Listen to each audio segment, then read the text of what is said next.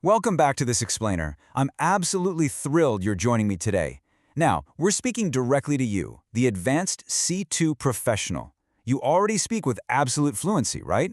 Your grammatical accuracy is totally on point. But today, we're really leveling up. We're going to elevate your command of the room. We're moving way beyond basic vocabulary to truly master tone manipulation. This is the art of pragmatic precision. So let's dive right into the mechanics of true executive presence. Picture a really high-stakes executive crisis. Someone says, "We recognize the current quarter has been somewhat challenging, and it might be worth reconsidering our immediate timeline."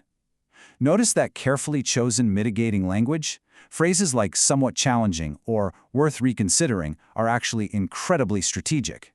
They absolutely do not show panic or weakness. Instead, they project unshakable executive control. They let you manage a serious crisis without sounding defensive at all. You're actively controlling the emotional temperature. It's exactly how you turn a massive disaster into just a mild inconvenience. So, what exactly is pragmatic precision anyway? Well, it's the strategic use of comment clauses and viewpoint adverbs. Linguists often call these metalinguistic disjuncts. These little parenthetical inserts do something amazing. They subtly alter your commitment to a statement.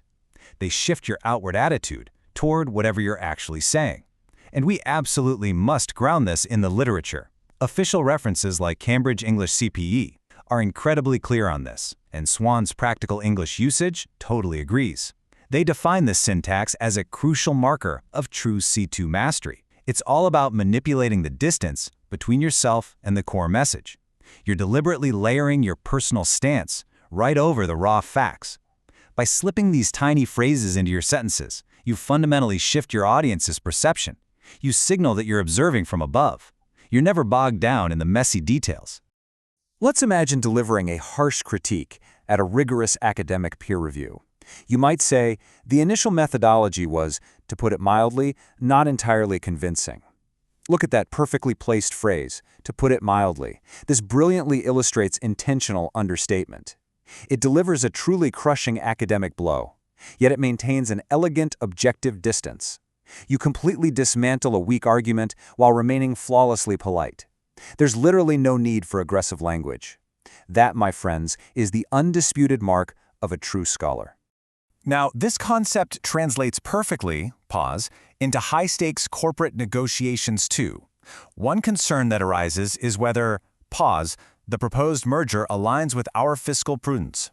See how beautifully that pragmatic mitigation works? It totally diffuses any adversarial tension. Using the dummy subject, one concern that arises, creates an amazing psychological buffer. It entirely removes any personal attack from the equation. It's so much better than bluntly saying, "I hate this idea," right?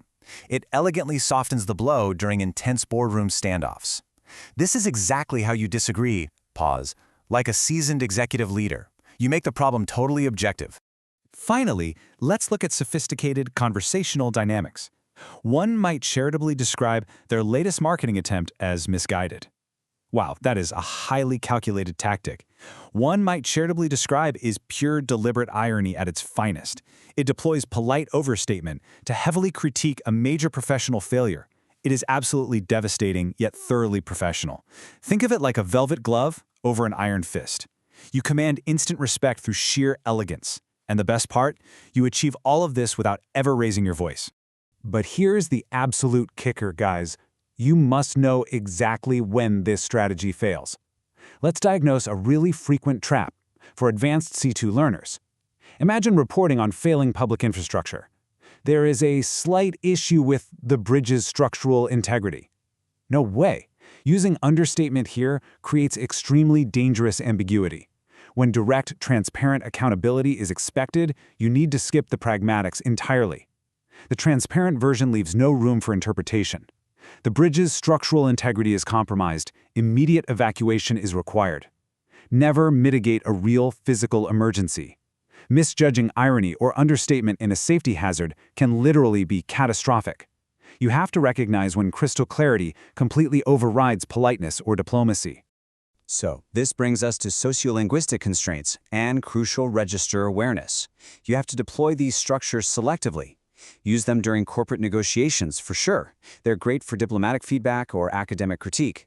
but you must avoid them entirely in legal compliance reporting. Never use them in emergency protocols.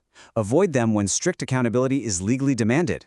If you use mitigating language in those transparent contexts, you risk sounding incredibly detached, or worse, highly passive-aggressive. In advanced English, reading the room is literally half the battle.